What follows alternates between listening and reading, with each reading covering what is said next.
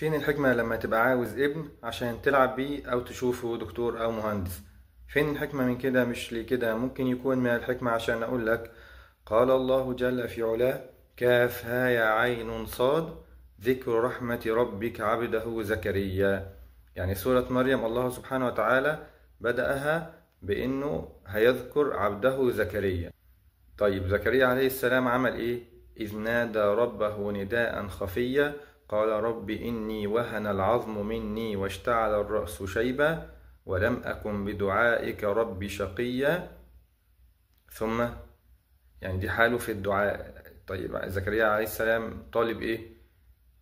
وإني خفت الموالي من ورائي وكانت امرأتي عاقرا فهب لي من لدنك وليا يرثني ويرث من آل يعقوب واجعله ربي رضيا. يعني زكريا عليه السلام طلب ولدا وكانت امرأته عاقرة. الولد ده طلبه ليه؟